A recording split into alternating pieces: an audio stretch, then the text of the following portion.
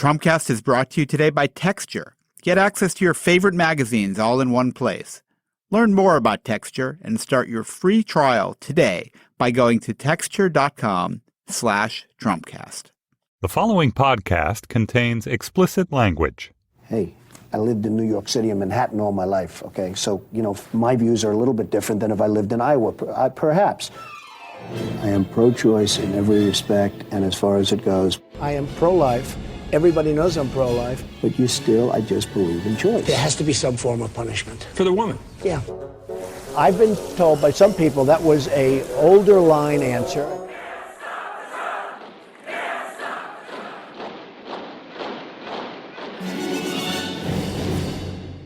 Hello and welcome to Trumpcast, the show about the man who said he called Rosie O'Donnell a pig and a degenerate because you have to defend yourself really strongly against bullies. Donald Trump. I'm Jacob Weisberg. So, I was on CNN's Reliable Sources over the weekend talking about whether Trump is the beneficiary of false equivalence. Does the media inflate issues and scandals about Hillary Clinton and grade Trump on a curve to try to seem fair and make the race closer? Well, yes. That's what the press does. Can you say Corey Lewandowski? But it's funny because while CNN is sort of the epitome of that tendency, I think Brian Stelter, who hosts Reliable Sources, has been an admirable exception. He's called Trump out, particularly on his ridiculous claims that the election is going to be stolen from him. Anyhow, when Brian asked me what I thought, I said that the problem was that the usual structure of campaign coverage was an apple versus an orange. They're both fruits, they're both different, take your pick. And the problem was that this one was sort of like an apple versus rancid meat, and that the press didn't really have a way of pointing that out while still being fair. So at that point, everybody's jaw kind of dropped, and I had to defend calling Donald Trump rancid meat, which maybe was a little bit strong. Then Mark Leibovich of the New York Times, who's been a guest on this show, rescued me by pointing out that a lot of people would think that's very unfair to rancid meat. Thank you, Mark. Meanwhile, the smell of rot is only getting stronger. The stink is especially heavy today over at Fox News, which is going to pay Gretchen Carlson $20 million to settle her sexual harassment suit against Roger Ailes, who, by the way, got $40 million on his way out the door. If you've been reading Gabriel Sherman's superb reporting in New York Magazine, Ailes is a guy who could not be any more rancid, an accused sexual predator who has been protected for decades by Fox News. But now even Fox doesn't want anything more to do with him. And when you're fired by Fox News, there's only one job left for you: advising Donald Trump's presidential campaign. My guest today wants to know where the outrage is about Trump using Ailes as an advisor. Michelle Goldberg says his new debate coach is someone you can't even leave alone in a room with a female employee. I'll be back to talk with her right after we do the tweets.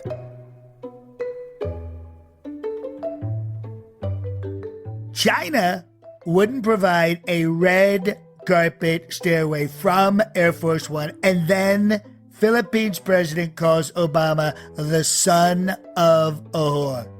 Terrible.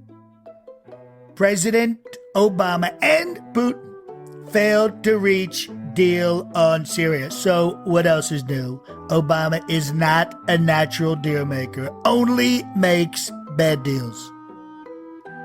Lying Hillary Clinton told the FBI that she did not know the C marking on documents stood for classified. How can this be happening? The great state of Arizona, where I just had a massive rally, amazing people, has a very weak and ineffective senator, Jeff Flake. Sad. Great visit to Detroit Church, fantastic reception, and all CNN talks about is a small protest outside. Inside, large and wonderful crowd. As a tribute to the late, great Phyllis Schlafly, I hope everyone can go out and get her latest book, The Conservative Case for Trump.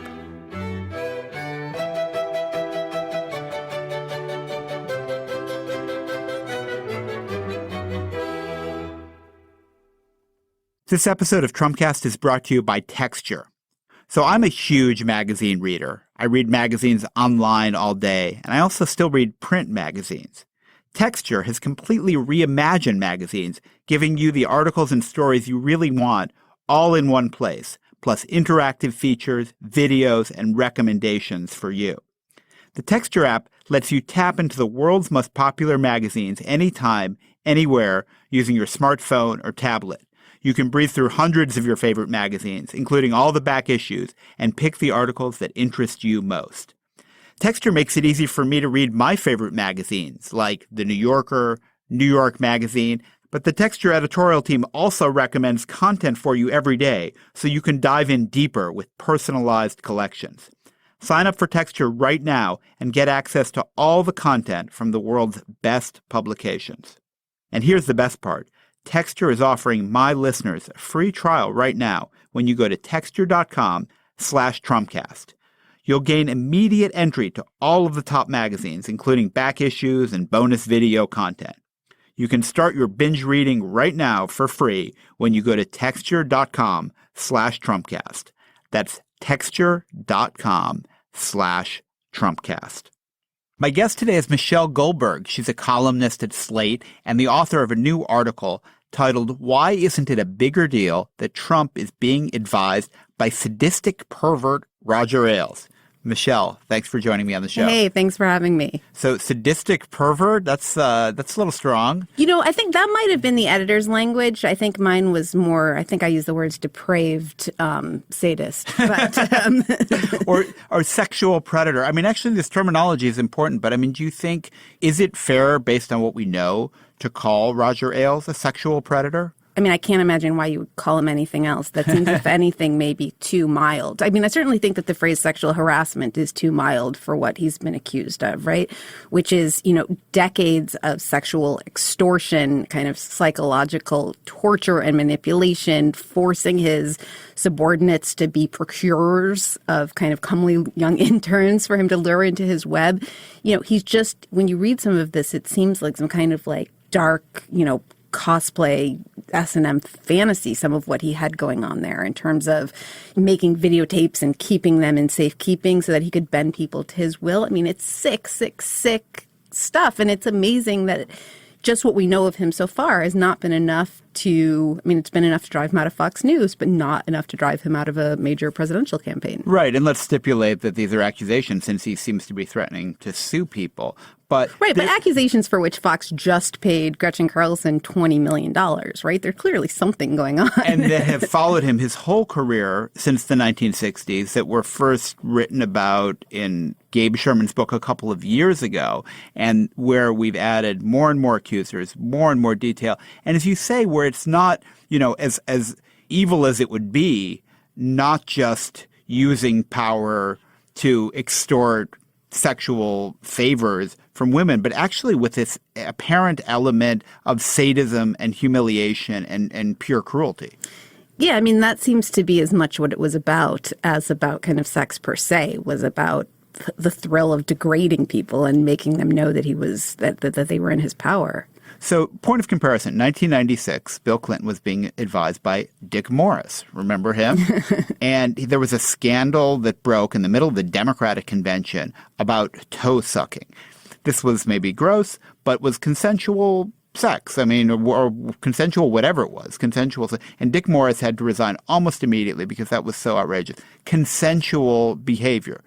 This is totally non-consensual behavior, and nobody seems to be calling on Donald Trump to fire Roger Ailes. I mean, he only seemed to fully hire Roger Ailes after this had broken. Right. Well, that's why Roger Ailes is free to become a Donald Trump advisor in the first place.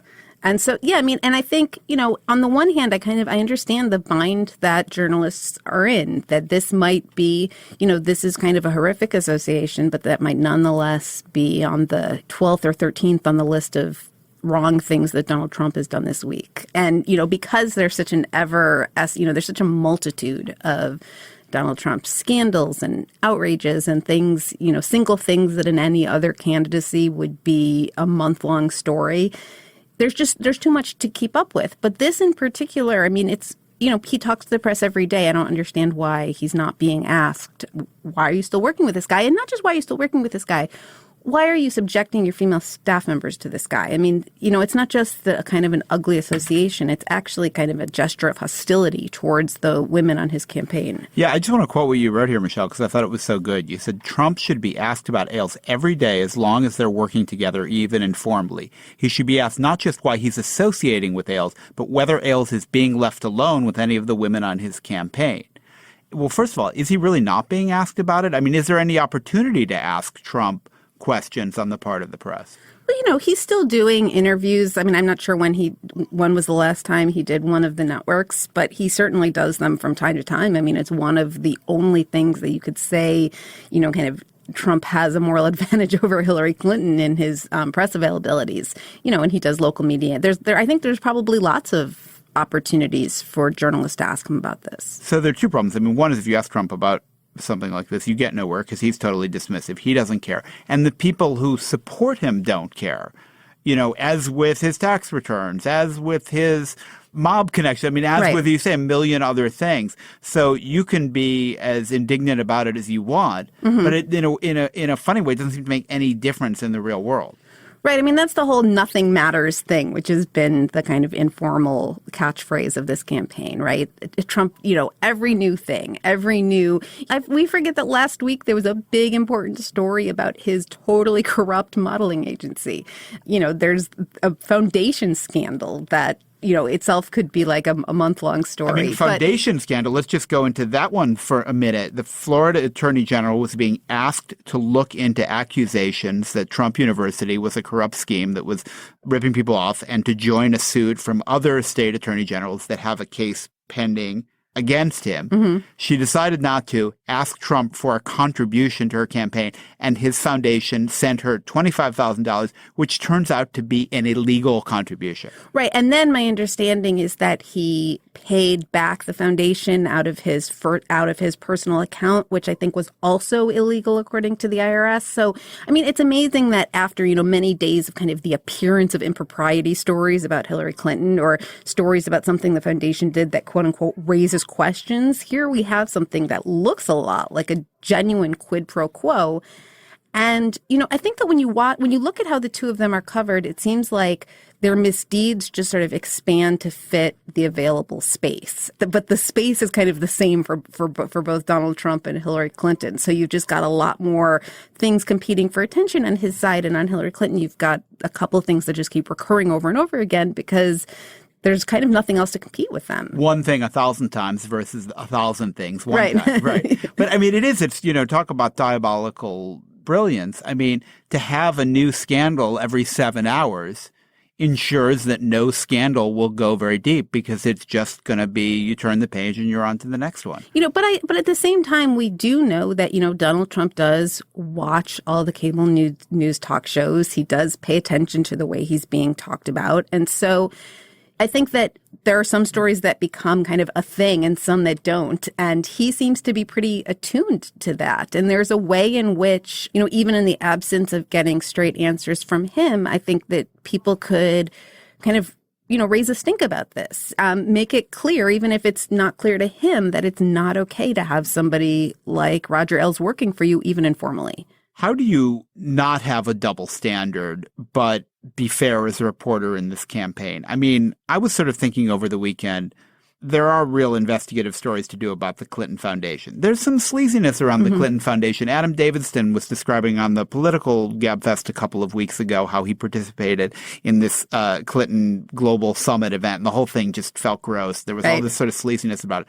My feeling is, look, we don't have that luxury right now. In a normal campaign, you would focus on it. Here, it's just beside the point because you have another candidate who is so massively sleazy and corrupt and awful and dangerous in every way that who cares about the little Clinton Foundation scandal? But the press can't, the kind of neutral press kind of can't do that. Right, especially if you're on the Clinton beat, you're on the Clinton beat, right, and you have to kind of go chase these leads wherever they take you. I mean, to me, And that seems perfectly legitimate. I think where I wish there was more self-reflection is not that they should go easy on Hillary Clinton because she's running against this, diabolical lunatic, but that they should at least be conscious of not repeating the same sorts of mistakes that always seem to dog coverage of the Clintons, which is, getting into this dynamic where kind of any hint of impropriety is blown up out of all proportion. The Clintons react by shutting down and becoming really paranoid and secretive. And then that secretiveness is itself taken as further confirmation of wrongdoing. And so you have these huge, kind of pseudo scandals that when you actually deconstruct them, there's nothing at the center of them, right? I mean, that was Whitewater. That's, been so many of the Clinton scandals. And it seems like a lot of that is the foundation. There's a lot of raising questions and there's a lot of, appearance of impropriety, but there's when you dig down to it, there's never any there. And with so much at stake in this election, go after Hillary Clinton for things that are fair, but it seems like they should be being extra careful about this, sort of habitual pattern that straight journalists fall into when covering the Clintons. Well, with the Clinton Foundation, I think if you really look into it, you'll find mismanagement, you'll find conflict of interest, you'll find a lot of stuff that is deplorable. But what mismanagement? I mean, didn't they get an A from what is the big charity rating agency? I mean, they're rated higher than the Red Cross in terms of their actual functioning as a charity. Right. Well, I do think most of their money actually goes. And yes, on the other side, they've done a tremendous amount of good and they support good causes. But anyway, I'm just sort of positing that there's something there. How do you rate that against? And then you have on the Trump side, trying to corrupt the Attorney General of Florida, an actual kind of quid pro quo corruption scandal. If you are the AP or some, press organization doing your best to be fair, what should you do? Should you give every one of these things kind of a 1 to 10 rating and do all the Trump 9s before you get to the Clinton 3s and 4s? I mean, what's a fair way to cover them both? God, I mean, I don't know. Do you know? I mean, it seems like on the one hand, you can't just sort of have the very structure of even like the physical product of a newspaper or even, or the kind of physical, length of a newscast mitigates against the proper proportions, which, you know what I mean? You can't have 20 articles about Trump's misdeeds for every one article about Clinton's, or 20 articles about Trump's things that disqualify him for every one article raising questions about Clinton's record.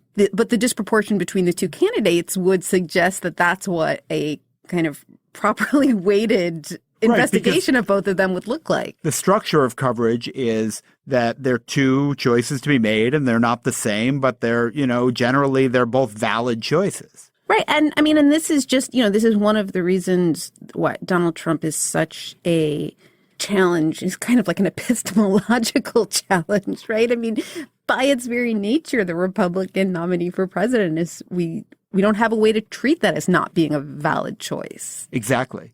So, all right, Michelle, last thing I want to ask you about is Ailes and Trump and the free press and lawsuits, right? So it's interesting. I mean, you want to look at this Ailes-Trump connection.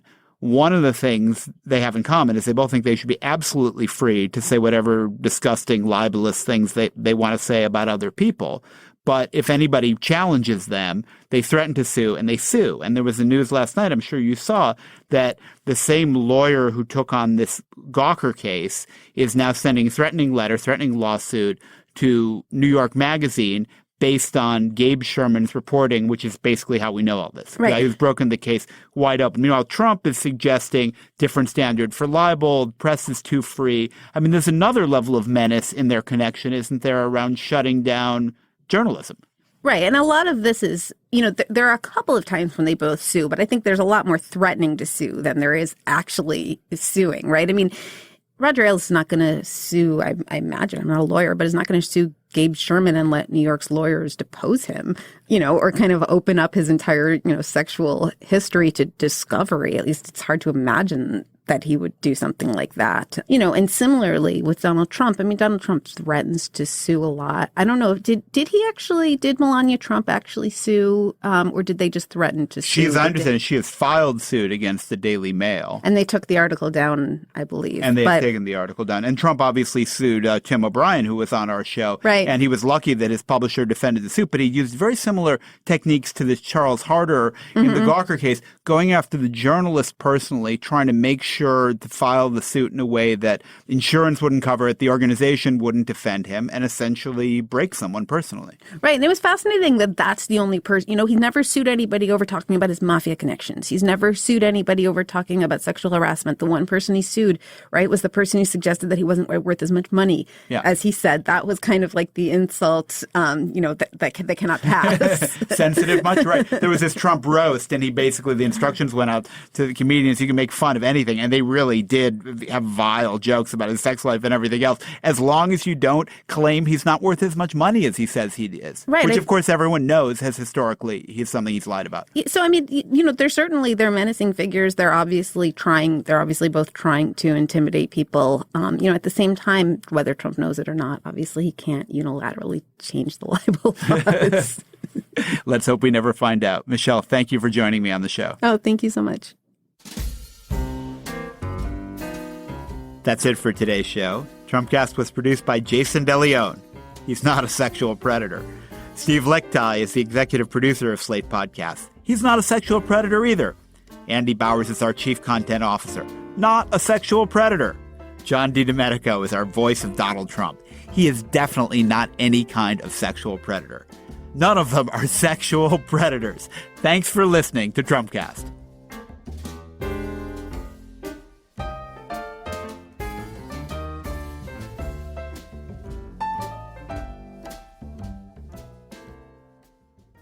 I think it's very, very obvious that Hillary Clinton is a big-time bigot. Many of the blacks that I met in Detroit at the church this week, and by the way, what a fantastic group of people. Really, really wonderful people. Very, very nice. And I did enjoy the music. I really did enjoy it. It didn't look like it in the video, but I enjoyed it. In every city, she encouraged them to enjoy what she called the cheerful hurly-burly of city life. In every town. And now we've just been around long enough, and the town looks so much better. There are people who want to change things. And I thought, oh my gosh, that is so cool. Why can't we do that in my community and other communities everywhere? To make them better. My point to them is it can be better. It can be better than that.